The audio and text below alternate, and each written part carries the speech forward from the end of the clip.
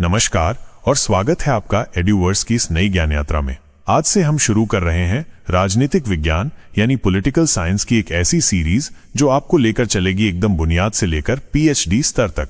शायद आप सोच रहे हो कि राजनीति और विज्ञान दोनों एक साथ, क्या राजनीति भी कोई विज्ञान होती है? तो चलिए सबसे पहले एक छोटी सी कहानी से शुरुआत करते हैं। प्रारंभिक झलक जब राजनीति जन्मी थी, मानव सभ्यता की शुरुआत में, जब न राजा था न संविधान, बस जंगल था, डर था और ताकतवर का राज था। हर कोई अपने अस्तित्व के लिए लड़ रहा था। पर जैसे जैसे लोग एकजुट हुए, समाज बना, नियम बने, एक सवाल खड़ा हुआ, सत्ता किसके पास होनी चाहिए? कौन तय करेगा कि क्या सही है और क्या गलत? यहीं से जन्म हुआ राजनीति का। राजनीति यानी वह प्रक्रिया जिसके जरिए लोग तय करते हैं कि कौन शासन करेगा, कैसे करेगा और क्यों करेगा। तो आखिर राजनीतिक विज्ञान क्या है? राजनीतिक विज्ञान यानी पॉलिटिकल साइंस वो अध्ययन है जो राज्य, सरकार, सत्ता, नीति और नागरिकों के अधिकारों के बारे में हमें सिखाता है।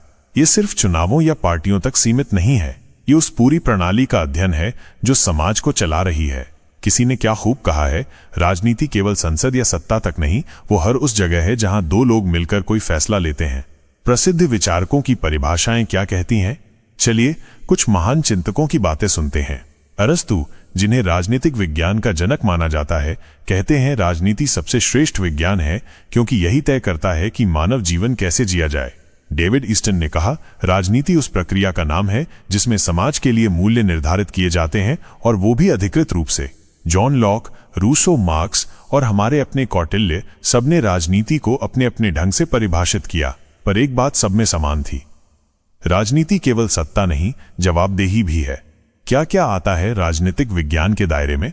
अब आप सोच रहे होंगे कि इस विषय में आखिर पढ़ाया क्या जाता है। तो जरा कल्पना कीजिए, आपके सामने एक विशाल पुस्तक खुली है जिसमें दर्ज हैं सत्ता के सभी रहस्य।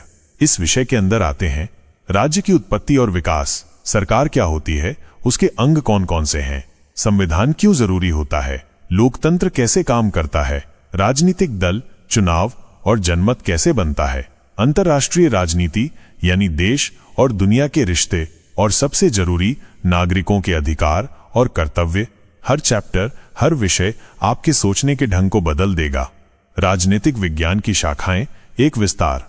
अब सुनिए ध्यान से, क्योंकि यही वो जगह है जहां ये विषय और भी रोचक हो जाता है। सबसे पहली शाखा है राजनीतिक सिद्धांत। यहां आप जानेंगे क्या है स्वतंत्रता, समानता, न्याय और धर्मनिरपेक्षता जैसे मूल्य। इनका सिर्फ मतलब ही नहीं बल्कि इनका गहरा सामाजिक असर।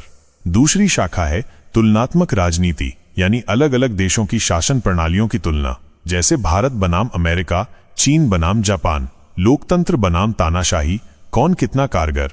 तीसरी है सार्वजनिक प्रशासन, ये बताती है कि सरकारी तंत्र कैसे चलता है और नीतियां कैसे लागू होती हैं। चौथी है अंतर्राष्ट्रीय संबंध।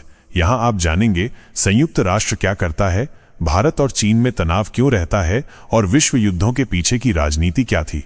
पांचवी है संवैधानिक अध्ययन। ये आपको सिखाएगी संविधान कैसे बनता है, न्यायपालिका क्या करती है और कानून कैसे लागू होता है। और छठी जननीति, जिसमें आप सीखेंगे सरकार लोगों के लिए योजनाएं कैसे बनाती है, बजट कैसे तय होता है और नीतियां कैसे बदलती हैं। कुछ महान विचारकों की झलक। अब थोड़ा रुककर सुनते हैं उन विचारकों की बातें जिन्होंने राजनीति को परिभाषित किया। प्लेटो ने कहा, आदर्श राज्य वो होता है जिसमें दार्शनिक राजा हो। अरस्तु ने सत्ता को वर्गीकृत किया, लोकतंत्र, राजतंत्र और तानाशाही। मैकियावेली ने पहली बार व्यावहारिक राजनीति की बात की, राजा को कभी कभी क्रूर भी होना पड़ता है। रूसो ने कहा, लोक ही सर्वोच्च है और सामाजिक अनुबंध की संकल्पना दी। मार्क्स ने राज्य को उत्पीड़न का उपकरण बताया। और हमारे कौटिल्य, चाणक्य, जिन्होंने सत्ता और कूटनीति को एक कला के रूप में प्रस्तुत किया। भारत में राजनीतिक चेतना का इतिहास। भारत में राजनीति केवल कुर्सी की नहीं, धर्म, दर्शन और कर्तव्य की रही है। वेदों में सभा और समिति का जिक्र है, महाभारत में धर्म और सत्ता का संघर्ष, मौर्य और गुप्त वंशों में प्रशासनिक संगठन, अशोक का नैतिक शासन और बुद्ध के सिद्धांत। फिर आया अंग्रेजी राज और साथ ही शुरू हुआ भारत का राजनीतिक नवजागरण। 1857 की क्रांति, 1885 में कांग्रेस की स्थापना, महात्मा गांधी का सत्याग्रह और अंत में संविधान निर्माण। आज जो भारतीय लोकतंत्र है वो इन सभी विचारों और बलिदानों का परिणाम है। आज के दौर में राजनीतिक विज्ञान क्यों जरूरी है? आज जब चुनाव जीतने के लिए झूठ फैलाया जाता है, नफरत को हथियार बनाया जाता है और सोशल मीडिया जनमत तय करता है, तो जरूरी है कि हर नागरिक जानता हो राजनीति कैसे काम करती है।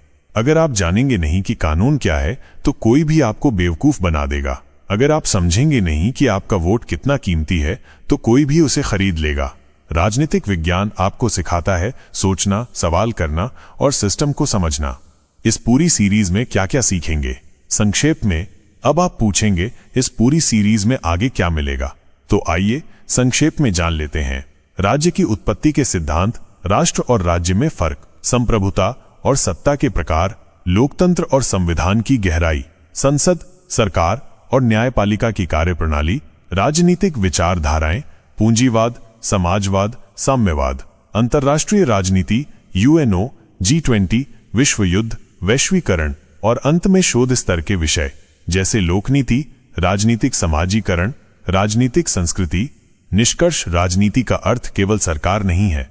राजनीतिक विज्ञान हमें यह सिखाता है कि कैसे सत्ता, संविधान और नागरिक तीनों मिलकर एक समाज को बनाते हैं। यह विषय हमें तथ्यों के पीछे छिपे इरादों को पहचानने की क्षमता देता है। तो आइए इस ज्ञान यात्रा की शुरुआत करें, आत्मविश्वास के साथ, समझ के साथ और सबसे जरूरी बात, जागरूकता के साथ। अगले भाग में हम जानेंगे राज्य की उत्पत्ति के सिद्धांत, यानी राज्य की शुरुआत कैसे हुई, किन किन विचारों ने इसे आकार दिया। बने रहिए एडुवर्स के साथ, जहां ज्ञान है, सोच है और समझ की एक नई दिशा है। धन्यवाद।